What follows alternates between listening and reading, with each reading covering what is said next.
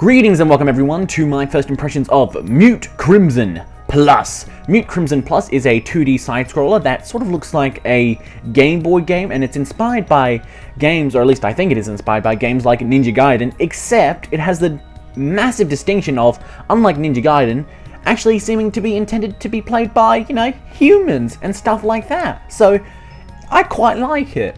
Anyway, I suppose let's get this game started so you can understand where I begin. Actually, you know what, first of all, mouse control. Holy shit, I did not expect this game to have mouse control. Normally these games that are retro-inspired, they're based on a lot of old console games, they forget some of the basics of video games, like having a mouse cursor to use options. Like, look, you can choose what you want with the mouse. That is awesome. And look, it actually works. That is amazing. Like, I love that. Like, maybe... Like, the only real criticism I can think of is, like, maybe changing these to a slider rather than just, like, pressing of buttons. So, like, you can just drag it quickly like that and maybe make it a bit of a difference. Because I actually like to play this game while I'm listening to a podcast because it just helps me, get over the fact that how difficult the game is. Because this is a difficult game, so it sort of lets me get into a zone. So 10% can still be a bit too loud, so maybe like 1% would be best for me. But anyway, in the advanced options, we've got, full screen resolution, windowed resolution, all really nice, and colorblind mode, which I'm not colorblind, but I do like the color blue, so I'm gonna go to that one. So this game is actually the new and improved version of a game called Mute Crimson, I believe, and I believe that's what is here. So that question mark is the original game, but I don't have that unlocked, so we'll just play Mute Crimson Plus. I suppose we'll start in Act 2, the forest. Alright, let's go. It's actually been a while since I played... Oh wow, it looks so weird with all the blue. So this is actually a pretty difficult game. Unlike, say, like Super Mario Brothers or whatever, you don't have any power-ups to help you, like, sustain more than one hit. So if you take a single hit, you will die. But thankfully, the game isn't really all that, well, it is really difficult, but it's not unfair, if that makes sense. Like, it seems deliberately designed for how your character controls. Like, I'm not a particularly big fan of... Hold on, let me just wait here. I'm not a particularly big... Let me try and actually get somewhere that I can actually show this off. I'm not a... Yeah, that sort of worked, I guess. I'm not a particularly big fan of how the character's jump arc is. I think it's a bit too strict, or it's very upwards, and then it's very down. Wow, I messed that up. I don't remember having much difficulty at all on this level when I first played it. But then again, I wasn't commentating when I played it, so that's my excuse for being rubbish, I guess. Oh, that's right. Okay, so this game actually does have introduced some pretty interesting elements. Like, for example, you saw that there's wind, and that's how you're supposed to get across. You're supposed to use the wind. That's right. And that's actually the first, like, tutorial section of this, of how the wind works. And later on in this stage, you have to... Oh, God. Ooh. Later on in this, like, world, I guess, not stage, you have to use more of the wind to unlock more coins. And coins are what you collect in order to not only just get an achievement, but you actually get something from collecting all of them. How about that? Jeez, this is like the first game I played in recent years that gives you something to collect and then actually rewards you with something aside from an achievement. So like this right here, got to collect that. There we are. And once you collect a certain number of them, that's when you will be given a reward. So as of right now, if we go back to the... Can we do it from here? No, it doesn't seem like we can do it from here. Or controls, you can fully remap these. Got control support. Oh, it's got direct input and X input, so you can use your PlayStation 4 controller with it and your Xbox controller. That is really cool.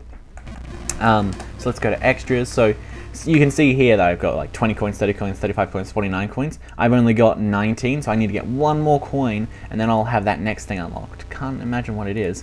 But you can play with like old music and stuff like that. Old music and also the... actually, you know what? Let's go back to like an earlier level so I don't look as much of a fool. So you can play... Yeah, this game... Oh, this looks terrible. So as a reward for getting... oh god, I am not used to like the hitbox for this character at all. Not one bit. Like, oh god, it is weird. Yeah, I'm used to like how everything works for the other guy. But oh wow, that's the checkpoint flag. Wow, honestly, this is kind of ridiculous because it looks so very bad. I don't want to be rude, and I really don't mean any disrespect, but this looks like complete trash in comparison to like what they're actually have on offer now. I mean, it's great that it's here, but I wouldn't use this mode as anything aside from just for the novelty factor, which it is only there for. So you know, that's fine enough. It's not like they actually want you to use this. This isn't what they're selling you. Because the actual version of it, you know what? Actually, hold on. I think up there is where a coin is. But you know, let me go back to extras, customize. Yeah, there we are. Actually, something that surprised me about this game is that if you go the DLC in the game, there isn't any DLC, and I was actually expecting the soundtrack to be available for purchase as DLC, because the soundtrack for this game is pretty kick-ass. I'm actually quite a big fan of it, and I wanted to like buy it so I could further support the developers. Well, I say further, but they gave me a key to review this game. So I would like to have just, you know, purchased it so that I could have like supported them. I guess I'm just gonna have to end up gifting this game to someone else because it is a really good game. I do love the sprite work. They're really great at how to just do such fantastic graphics with so little. It's just very minimalistic, I guess is how I'm going to describe it, because, well, look, you've got one color, red, and then you've got black and a bunch of white and some shades of gray. That's like there are Game Boy games that didn't look this good. It's just kind of impressive how good they've managed to make it look with such a limited palette. And the music as well, it also sounds fantastic, especially since it sounds exactly like it came out of, well, not like a Game Boy, but came out of like an NES or a Famicom, which was the Japanese version of the Nintendo Entertainment System. Oop, there we are. I suppose this is actually a good place to show off what I mean by like the jump arc. So if I just press jump, he'll go up a bit and then he'll pretty much just come straight down. It's really bizarre. It actually felt a bit Castlevania-y at first. It's obviously, you know, nowhere near as bad as Castlevania, because I mean, look at this. Got mid-air control. So it's actually, that was tight. So it's obviously significantly better than, you know, all the Castlevania games put together. Well, maybe not Symphony of Night. Symphony of the Night. I've forgotten what that game's called. Holy shit, I'm a terrible human being. Let me get this. There we are.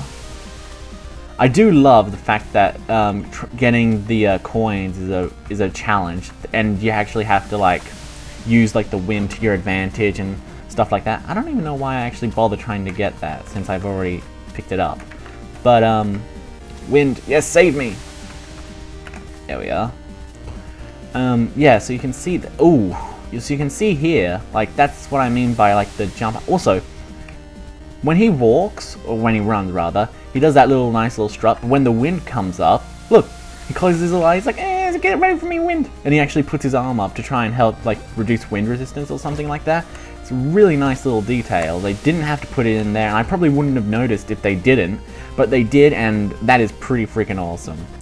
If I remember correctly, actually, no, I don't remember correctly. I thought the coin was down below, but I actually think it comes in later.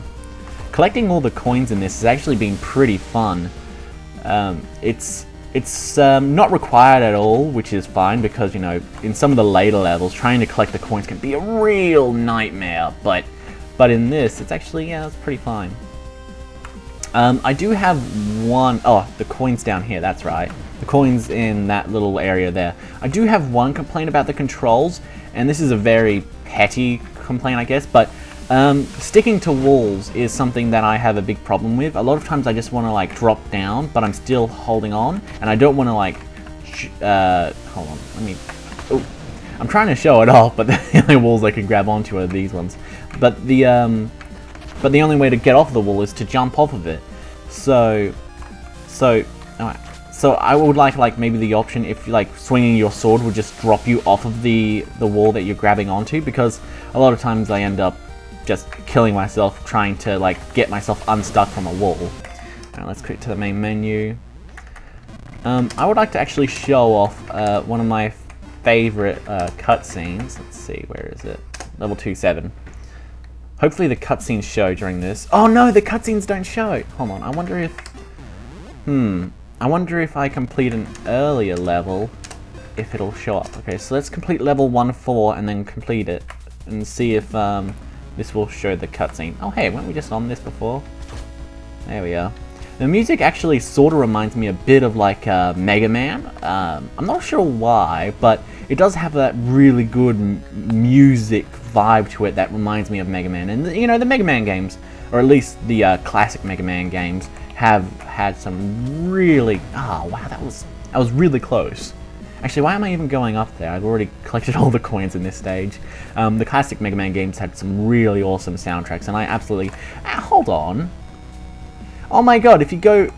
They show like his little like creases in his suit when he goes to the back, and he's... Oh, that is so awesome. I absolutely love the sprites in this game.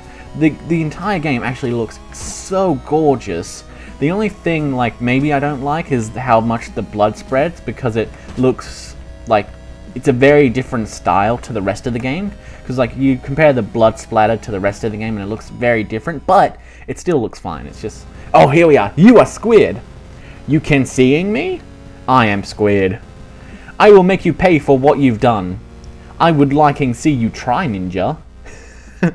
So if you can't tell, what they've done is they've intentionally given it a very bad translation to make it feel more classic, I guess. And it's pretty cute that they've done that, because that is actually something that I've actually seen a lot of people complain about in the Steam forums, but it is super intentional. And I figured that was pretty much obvious from the very first cutscene, but apparently some people thought they just didn't proofread it. But no, this is actually how it's supposed to be, and I think it adds a lot of charm to it. Anyway, that's the end of the first boss, and this game does have some very nice bosses. They're pretty difficult, but once you learn their pattern, they're fairly simple. The exception is, of course, this one. This one's not very difficult at all. It's pretty much it's the first world boss, so it's pretty simple. It comes perhaps from the ancient forest. I must hurry. Oh, it's so cute. But anyway, that's really all there is to this game. It's a very solid side scroll. It's got some very great platforming elements. It's challenging, but it's also fair, and I'd really recommend it. And it's only I think like $5, maybe less than that, because they've got like a launch discount. So I would definitely recommend picking this game up. It is, yeah, simply fantastic. Yeah, so on that note, thank you for sticking around, everyone. I hope you enjoyed it. You can check this game out on Steam with a Steam store link in the description below. Also, be sure to like follow my like Steam curation page, where I'll be recommending other games that are probably great like this. So yeah, I hope you do buy this game and support Iced Lizard Games, or Iced Lizard Games. It's a two-man team, one artist, one designer, something like that. I don't know, but they're really rad people, so you should support them. And GG.